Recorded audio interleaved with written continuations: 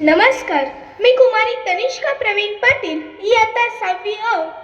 आज 26 जानेवारी प्रजासत्ताक दिन आणि याच प्रजासत्ताक दिनाच्या सर्वांनाच हार्दिक हार्दिक शुभेच्छा देते आणि माझ्या भाषणास सुरुवात करते.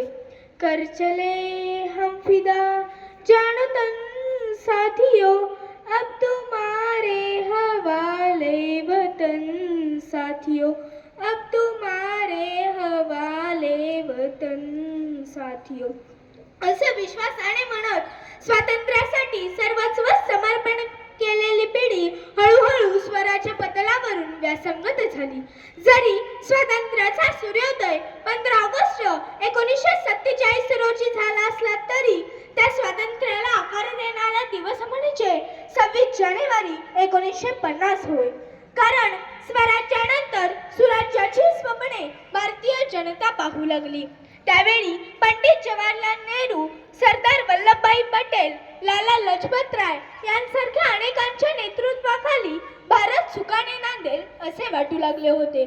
परंतु स्वराज्यानंतर कर्तव्यपूर्तीच्या समाधानाबरोबरच मनामनात स्वार्थ जागू लागला आणि प्रतावरच्या टाळूवरचं लोणी खाण्यात लोक धन्य मानू लागली. त्यामुळेच भ्रष्टाचार नावाचा नवीन शिष्टाचार देशात सर्वत्र पसरला.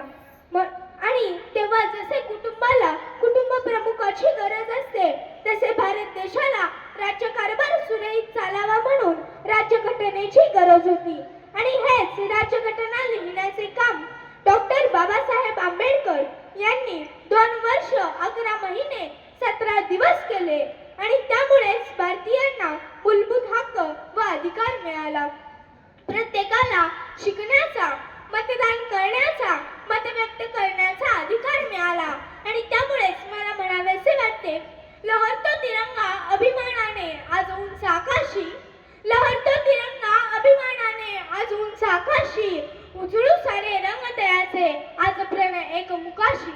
जगण्या शिकण्याचा अधिकार दिला मजला ज्याने आज, जगण्या शिकण्याचा अधिकार दिला मजला ज्याने आज, त्या संविधानाचा करतो आदर, करुणी मुजला मानाचा त्यास, करुणी मुजला मानाचा त्यास. कारण त्या संविधानामुळेच आज आपण स्वतंत्रपणे जगू शकतो, आपले मत व्यक्त करू शकतो आणि त्यामुळेच आपण संविधानाच्या मूल्यांशी निष्ठ राहिलं पाहिजे. आजचा हा दिवस एक उत्सव नाही तर प्रेरणा देणारा एक क्षण आहे. म्हणूनच देशासाठी सर्वांनीच पुढे आलं पाहिजे आणि भारत देशाला अधिक बलवान बनवलं पाहिजे. म्हणूनच मी शेवटी एवढेच म्हणू इच्छिते की संविधानाचा झेंडा उंच फडकू, संविधानाचा झेंडा उंच फडकू, देशभक्तीचा दीप प्रज्वलित करू, एकतेची ताकद ओळखून भारताला उज्ज्वल करू, भारताला उज्ज्वल करू. जय हिंद, जय महाराष्ट्र. धन्यवाद.